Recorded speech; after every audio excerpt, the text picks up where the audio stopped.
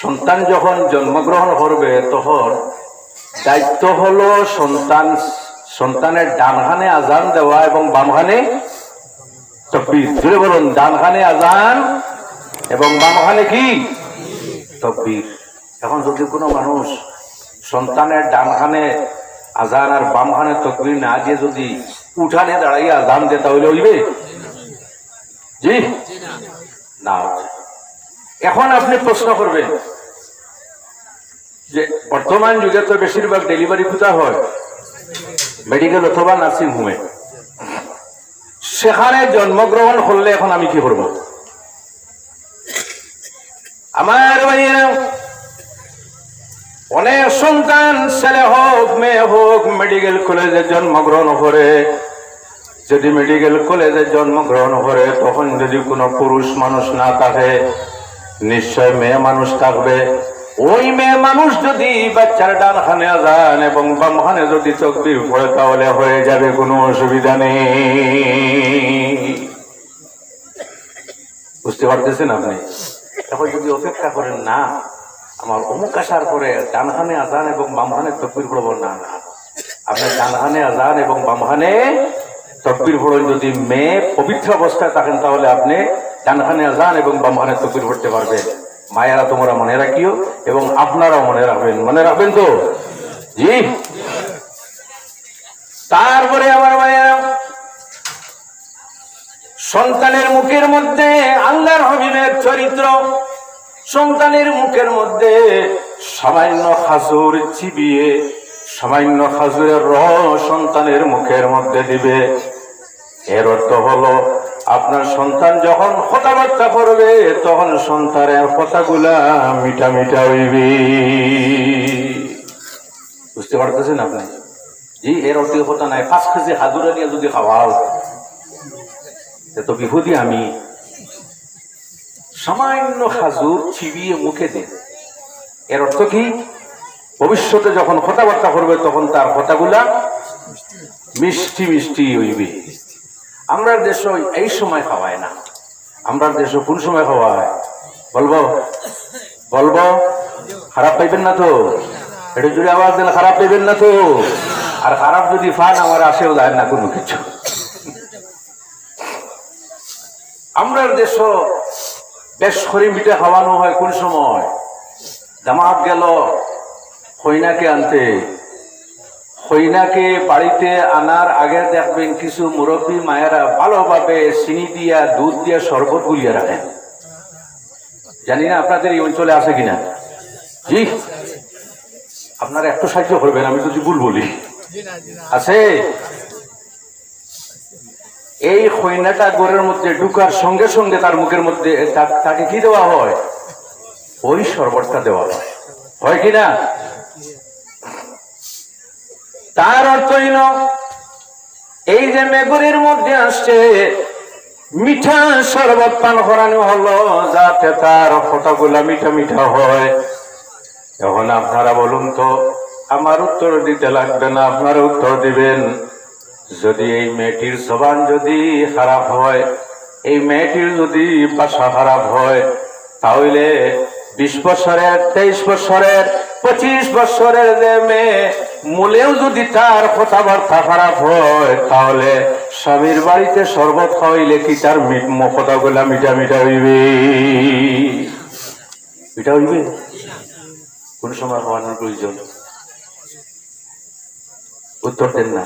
জন্মের পরে সামান্য খাজুরের রস মুখের মধ্যে লাগিয়ে দেওয়া।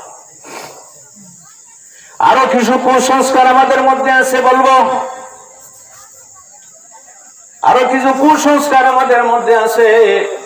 যদি কোনো মানুষ তার বাড়ি থেকে বাইর হয়, বাইর হওয়ার পরে কোনো মেয়ে লোকের কাছে যদি কোনো খালি খোলস দেখে তাহলে তো এখানে আমার যাত্রা একেবারে বরবাদ হয়েছে।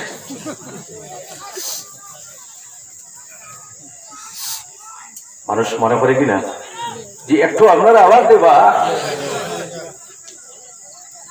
আমার যাত্রাটা একেবারে বরবাদ হয়ে দিচ্ছে। নাউজুবিল্লাহি মিন যালিক।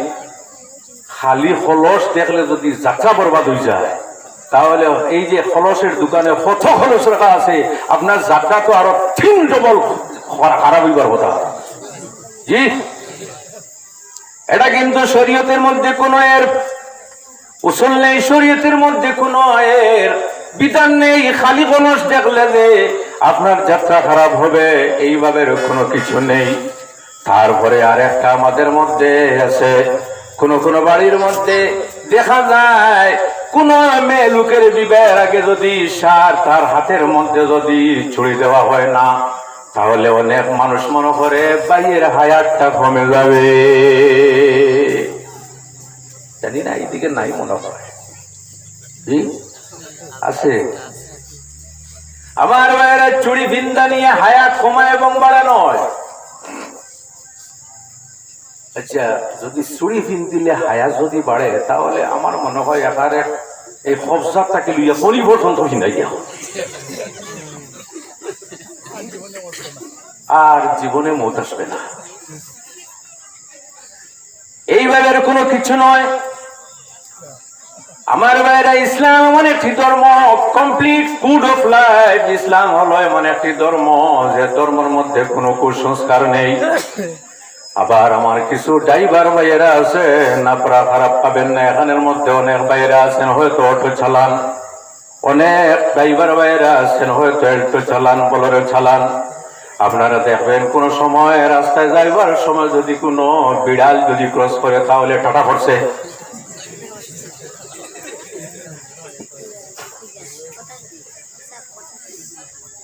কি বিড়াল সামনে দিয়ে গেছে। শুকর গেলে কোনো অসুবিধা নেই, শিয়াল গেলে কোনো অসুবিধা নেই, বাঘ গেলে কোনো অসুবিধা নেই, কিন্তু রাসূলুল্লাহর পছন্দনীয় বিড়াল যদি সামনের দিকে যায়, তাহলে 12টা বাজছে। অনেকটাই বার কি করে জানে, মেস চালাইয়া গ্লাসও আগুন লাগায়। এই যে বিড়াল যাওয়ার কারণে যে অলক্ষী দেখা দিছে, সেটা ধরইবে। নাউজুবিল্লাহি মিন যালিক। জি ভাইয়েরা, ভালোভাবে শোনো, আমরা মুসলমান কিনা জোরে বলুন। এটা যদি আওয়াজ দেয় মুসলমান কিনা, তাহলে মুসলমান যদি থাকি তাহলে ইসলামের বিধান নিয়ে আমাদের চলতে হবে, ঠিক কিনা আমার ভাইয়েরা?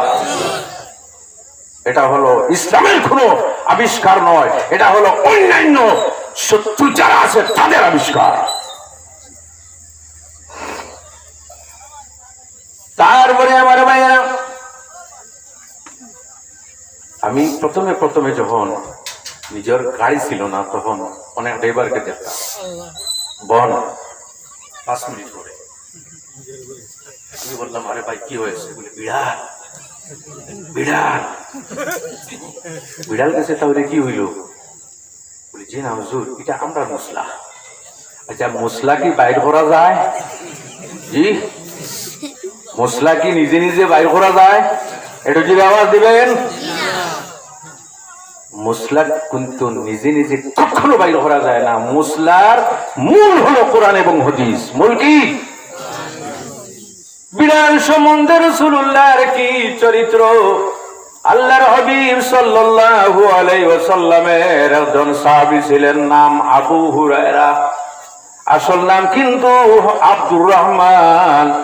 কিন্তু ওনার এই যে কুর্তার যে হাত ছিল, বড় হাত ছিল, হাতের ভিতরে কোন সময় বিড়াল ছানা দেখা যাইত। হযরতে আবু হুরায়রার হাতের কুর্তার হাতের ভিতরে কোন সময় বিড়াল ছানা দেখা যাইত। আল্লাহর হাবিব একদিন দেখলেন, দেখার পরে বললেন, ইয়া আবু হুরায়রা, হে বিড়াল ছানার মালিক। সেই দিন থেকে হযরতে আবু হুরায়রার আসল নাম আব্দুর রহমান পরিবর্তে আবু হুরায়রা ডাকা শুরু হয়ে গেল। হযরতে আবু হুরায়রা বলেন, এই নাম দিয়ে যখন কোনো মানুষ আমাকে ডাকে, তাহলে আমার দিল পর্যন্ত খুশি হয়ে যায়, কেননা এই নামটা কিন্তু রাসূলুল্লাহর দেওয়া নাম। সুবহানাল্লাহ। আর দেওয়া নাম। আল্লাহর হাবিব একদিন ঘরের মধ্যে ছিলেন, রাসূলুল্লাহর পাগড়ি ছিল। কি ছিল? পাগড়ি। আল্লাহর হাবিব পাগড়ি খুলে নিজের খাটিয়ার উপর রাখলেন।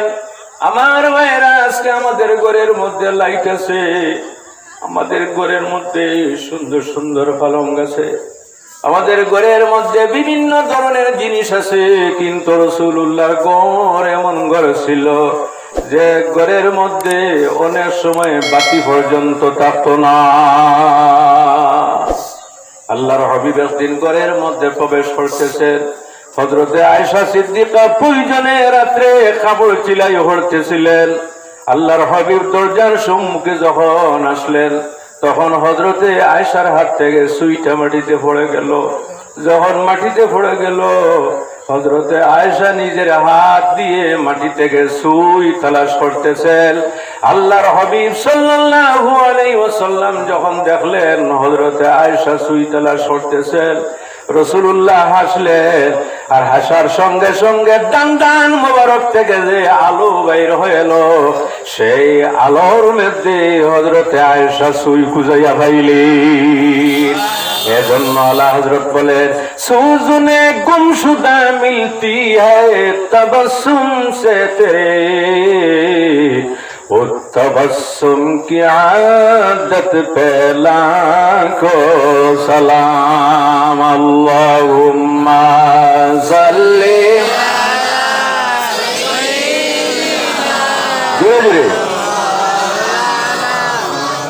ওয়ালা আলি সাইয়্যিদিনা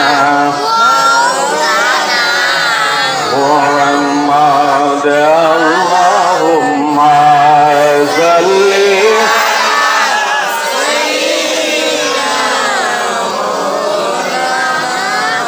ওয়ালা আলি সাইয়্যিদিনা। আল্লাহর হাবিবের পাগড়ির একটা কোণার উপরে এই বিড়াল বাচ্চাটি শুয়ে পড়লো। আল্লাহর হাবিবের যখন কানের মধ্যে আওয়াজ আসলো, ফজরের নামাজের আজানের আওয়াজ, আসসালাতু খায়রুম মিনান নাওম। আমার সঙ্গে বলুন, আসসালাতু খায়রুম মিনান নাওম। এর অর্থ কি জানেন? ঘুম হইতে, জোরে বলেন, ঘুম হইতে। আর আমরা লেফের ভিতর থেকে বলি, না না না না, নামাজ থেকে ঘুম ভালো। আল্লাহর হাবিব যখন মসজিদে নববীতে যাওয়ার ইরাদা করলেন, তখন দেখলেন পাগড়ির একটা সাইটের উপর বিড়াল ছানা শুয়ে আছে। আল্লাহর হাবিব দেখলেন, আমি যদি বিড়াল ছানাটিকে যদি জাগ্রত করি তাহলে কষ্ট হইবে। গতিকে আমি নবীজি বিড়াল ছানাটিকে কষ্ট দিতে পারি না, যেহেতু আমি হইলাম গোটা জগতের জন্য রহমতুল লিল আলামিন। ওদিকে আল্লাহর হাবিব এই পাগড়ির অংশটুকু কেটে, বিড়াল যে অংশের মধ্যে শুয়েছিল সেই অংশটুকু কেটে দিয়ে বাদ বাকি অংশ মাথায় দিয়ে রাসূলুল্লাহ নামাজের মধ্যে গেলেন। তার থেকে আমরা বুঝতে পারি বিড়াল রাসূলুল্লাহর অত্যন্ত পছন্দনীয়। গতিকে ঘরের মধ্যে যদি বিড়াল থাকে তাহলে আল্লাহর হাবিব বলেন কোনো ধরনের কোনো অসুবিধা নেই। গতিকে এই যে পাপ, এই যে আকীদা, মনের মধ্যে বিশ্বাস, গাড়ির সামনে দিয়ে যদি বিড়াল যায় তাহলে সেটা কিন্তু আপনার মধ্যে নাই আছে। আরেকটা হইল, আর পাইবেন না, কিন্তু আমি একজন টিচার। অনেক মানুষ আছে ছেলে মেয়ের মধ্যে পার্থক্য করে। কিভাবে? ছেলে হইলে ভালো স্কুল, ছেলে হইলে ভালো দামি স্কুল, আর মেয়ে হইলে এরা বেশি পড়াইয়া লাভ নাই, দুদিন ঘরে তো গোলাপ বাঁধি খাওয়া। মুরব্বী যারা খারাপ পেয়েছেন জোরে বলেন। আমার ভাইয়েরা, ছেলে মেয়ের মধ্যে কোনো পার্থক্য করবে না, আল্লাহর কাছে ধরা হইবেন।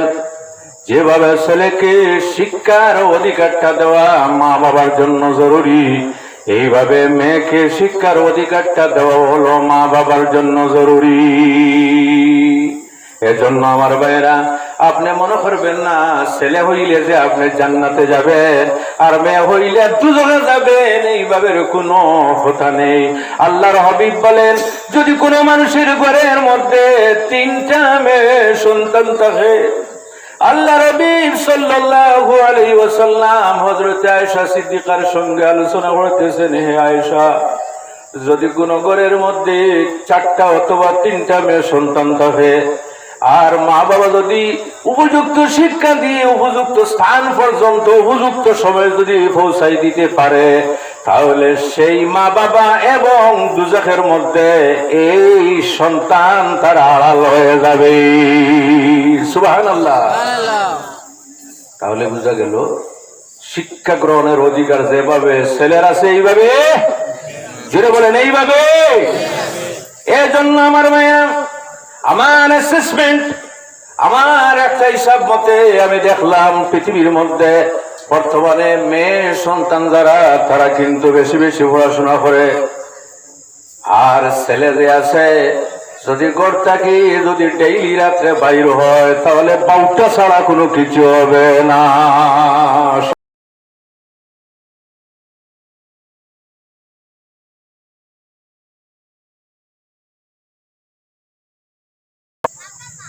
আর আরেকটা তো লম্বা মোবাইল প্রয়োজন আছে। শিক্ষিত ছেলে মেয়ে যারা, তাদের জন্য মোবাইলের দরকার। আর যাদের কোনো প্রয়োজন নেই, রাত 1টা-1:30 পর্যন্ত ঘরের সামনে জাঙ্গালে বসিয়া কি যেন দেখে, আল্লাহ জানে আর সে জানে। আমি একদিন আমার বাড়িতে যাইয়া ঠিক রাস্তায় ঢুকতে সময় দেখি একদল যুবক, রাত 1:30, কয়টা, যখন আমার দেখছেন, দেখার সঙ্গে সঙ্গে মুখ করতে গিয়া লুঙ্গি দিয়া মুখ করা, আর ওই দিকটা করতেছি না আমি। আর লজ্জার কারণে লুঙ্গি দিয়ে তো মুখ ঘুরছে, কিন্তু আসল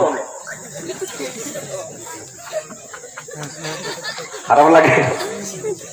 জি, খারাপ লাগে। হ্যাঁ, মোবাইলের প্রয়োজন। আমার ভাইয়েরা, আমি উদাহরণ দেই। আপনার বাড়ির মধ্যে দা আছে, দাঁড়ালো দা। আপনার ঘরের মধ্যে ব্লেড আছে, দাঁড়ালো ব্লেড। এই দা দিয়ে যদি আপনার বাড়ির মধ্যে যদি আপনি বাঁশ কাটেন, তাহলে কোনো দোষ আছে? কে ছুইবে? এটা যদি আবার দেন না। আপনার বাড়ির মধ্যে যে ঘরের মধ্যে যে দা আছে, এই দা দিয়ে যদি আপনার বাঁশ যদি আপনি কাটেন, তাহলে কোনো দোষ হইবে? জি। আর আপনি যদি মনে মনে পাবেন দাটা বড় দাঁড়িয়ে আলোচনা করতো না, লাগাই একটু প্র্যাকটিস করি, দোষ হইব না সব হইব? জি, কেমন দোষ হইব? ঘরের মধ্যে এটাই পাইবেন না। এইভাবে আমার ছেলেরা যারা আছো, মেয়েরা যারা আছো, যারা এডুকেশনের মধ্যে আছো, যারা পড়াশোনার মধ্যে আছো, মোবাইলের মধ্যে গোটা পৃথিবী ঢুকানো আছে। এই মোবাইল থেকে আপনি অনেক শিক্ষণীয় বিষয় গ্রহণ করতে পারেন। যদি আপনি চান তাহলে বড় শিক্ষিত হওয়ার, তাহলে মোবাইলের মধ্যে অনেক কিছু থেকে আপনি শিক্ষা গ্রহণ করতে পারেন। আর যদি আপনি চান আমি বাউটা হইব, তাহলে মোবাইল থেকে বড় ধরনের বাউটা হইবে, কোনো অসুবিধা নেই, ঠিক না? এর জন্য এক্সাম্পল দিলাম, যার জন্য আমার ভাইরা অনেক মা বাবা আছে। আর একটা বিষয়, এই বছর যারা বিবাহ দিছে, তারা টের পাইছে, আপনার থানায় আর বাড়িয়ে দৌড়াইছে। এখন বিবাহের সময় কত বছর? অনেক মা বাবা আছে, যদি কোনো ভালো জায়গা থেকে যদি কোনো মাত, কোনো যদি বার্তা যদি এসে বলছে, তাহলে তো আর উপায় নাই, জি আগে বিয়া দেয় তামান ভাই মুখী না।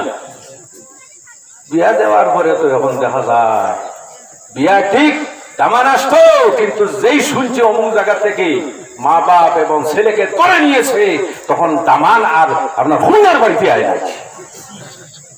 এইভাবে হয়েছে কিনা? হ্যাঁ, বিবাহ দেওয়ার প্রয়োজন আছে, কিন্তু শিক্ষার অধিকার যেটা আছে এটা থেকে বঞ্চিত রাখবেন।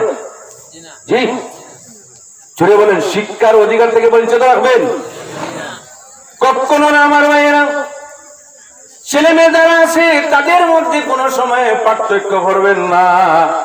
আমি একটা ঘটনা আমি আপনাদের সম্মুখে আলোচনা করি। আপনাদের জানা আছে হারুন রশিদ বাদশার নাম, যে বাদশাহ পৃথিবীর মধ্যে অত্যন্ত ন্যায় বিচারক বাদশাহ ছিলেন, হারুন রশিদ বাদশাহ একবার দেশের মধ্যে জানিয়ে দিলেন, আমার একটা বান্দির প্রয়োজন, বান্দির প্রয়োজন, একজন বান্দির প্রয়োজন। এই বান্দির যোগ্যতা এইভাবে এইভাবে লাগবে। সকালে দেখা গেল একজনের পরিবর্তে দুইজন উপস্থিত। কয়জন? দুইজন। একজন কালো বান্দি আর একজন সাদা। সাদা বলতে পরিষ্কার, আর একজন কালো। সাদা কালোর কোন পার্থক্য ইসলামে আছে? একটু আওয়াজ দেন। সাদা কালোর পার্থক্য ইসলামে আছে? কোন পার্থক্য নেই। দুইজন মেয়ে লোক উপস্থিত। হারুন রশিদ বাদশাহ বললেন, আমার কিন্তু একজনের প্রয়োজন, তোমরা দুইজন এসেছ। সাদা বান্দি বলতেছে, আমাকে রাখো, আমার মধ্যে গুণ আছে। কালো বান্দি বলতেছে, আমাকে রাখো, আমার মধ্যে গুণ আছে। হারুন রশিদ বাদশাহ বললেন, এইভাবে আমি রাখবো না। তোমরা নিজে নিজে তর্কের মধ্যে তোমরা জড়িত হও, বিতর্ক করো যে সাদা ভালো না কালো ভালো, বিতর্কের মধ্যে তোমরা জড়িত হও। যে বিতর্কের মধ্যে জয়ী হবে তাকে আমি রাখবো। সাদা ভালো না কালা ভালো, কোনটা ভালো? দুইজন বিতর্কের মধ্যে জড়িত হও, তারপরে যে জয়ী হইবে তাকে আমি রাখবো। সাদা বান্দি দলিল দিতেছে, বুঝতেছেন আপনারা? পরিষ্কার যে বাদী, সেই বাদী দলিল দিতেছে, ইয়াউমা তাবিয়াদ্দু উজুহু ওয়া তাসওয়াদ্দু উজুহ। হে আমার বাদশা, কিয়ামতের দিন দুই দল মানুষ হবে।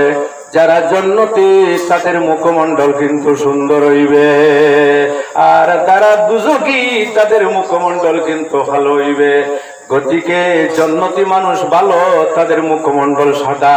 দুজকি মানুষ কালো, গতিকে কালো থেকে আমি ভালো বা সাদা ভালো। শুনতেছে? কোরআন দিয়ে দলিল। কোনটা দিয়ে? জোরে বলেন, কোনটা দিয়ে? কোরআন দিয়ে। এখন কালো বান্দির কথা। কালো বান্দি বলল, হুজুর, জান্নাতি মানুষ যদি সাদা হন তাহলে জান্নাতি মানুষ বলে প্রমাণিত। কিন্তু হুজুর আপনার কি জানা নেই? উনি ভুল বলতেছেন। কিয়ামতের দিন যত মানুষ পৃথিবীর মধ্যে যত বড় কালো মানুষ থাকুক না কেন, কিন্তু যখন কিয়ামতের দিন জান্নাতে যাইবে তখন কোন মানুষ আর কালো থাকবে না। গতিকে আমি কালো বাদে কিয়ামতের দিন আমিও সুন্দর হয়ে যাব।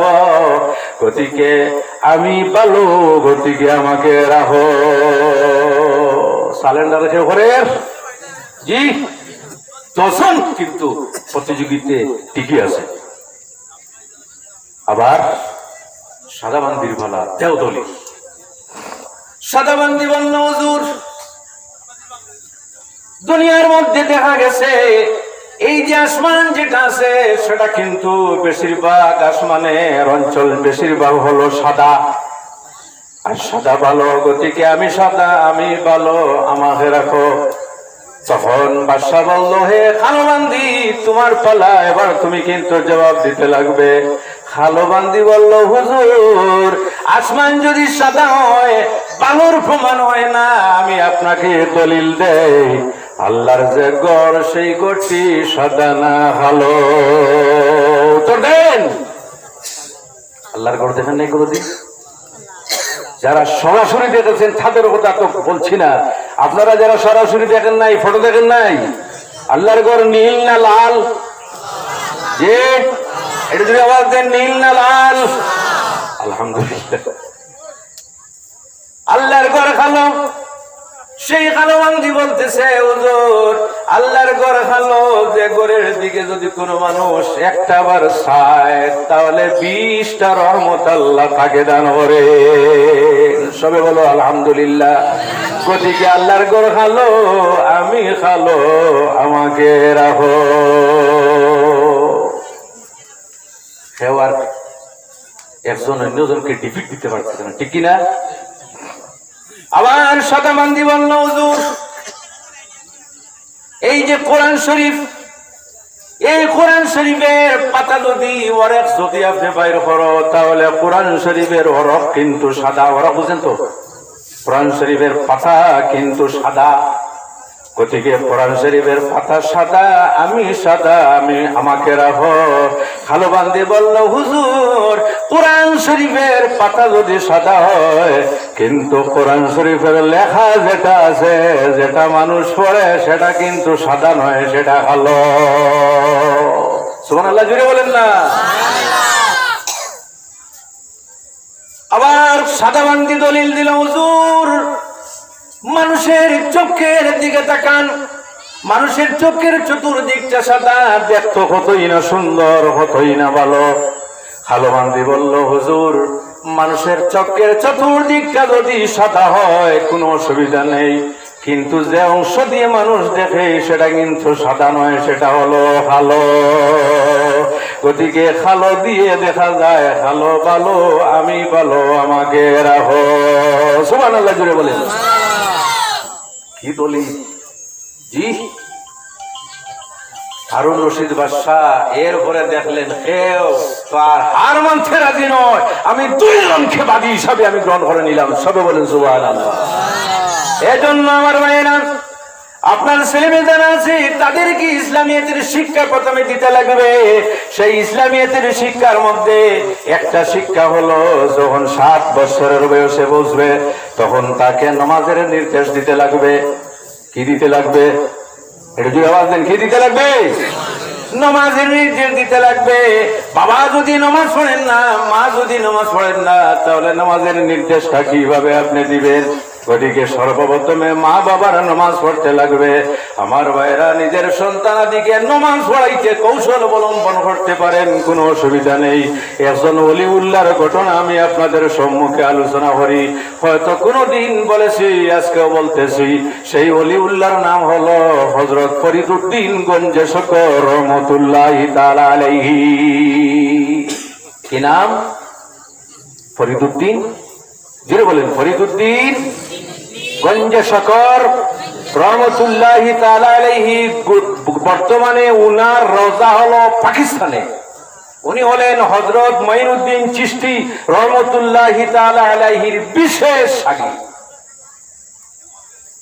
ছোটবেলায় যখন বাবা দুনিয়ার থেকে বিদায় নিলেন, মার মনের মধ্যে চিন্তা, আমার স্বামী বাড়িতে নাই, আমার ছেলেকে আমি কিভাবে নামাজি বানাইব, আমার ছেলেকে আমি কিভাবে শিক্ষাদান করব, আমার মধ্যে এত বেশি ক্ষমতা নেই। ফরিদউদ্দিন ছোট্ট ছেলে হঠাৎ একদিন মাকে বললেন, মা গো, আমার কিন্তু মিঠা জাতীয় জিনিস পছন্দনীয়।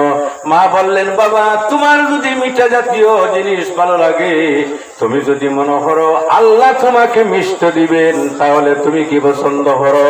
তিনি উত্তর দিলেন, মা গো, আল্লাহ যদি দেন তাহলে আমি বেশি বেশি পছন্দ করব। তাহলে বাবা এক কাজ করো, প্রত্যেক দিন নামাজের সময় আমি তোমাকে উযু করাইয়া মুসল্লা দাঁড় করাই দিব, এর আগে কিন্তু মুসল্লা আমি বিছিয়ে রাখবো। মা কি করে?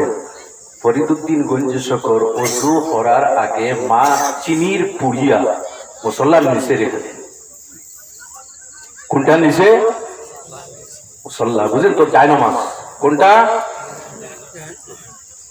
ফরিদউদ্দিন গঞ্জে শকর ফজরের নামাজ পড়ার পরে মাকে বললেন, মা চিনি। আর বললেন, বাবা নামাজ শেষ, তুমি তোমার জায়নামাজটা উঠাইয়া দেখো জায়নামাজের নিচে চিনির পুড়ি আছে কিনা। যখন জায়নামাজ উঠানোর সঙ্গে সঙ্গে দেখা যায় জায়নামাজের নিচে চিনির পুড়ি রাখা আছে। সুবহানাল্লাহ বলে। রাখেন রে মারা কৌশল।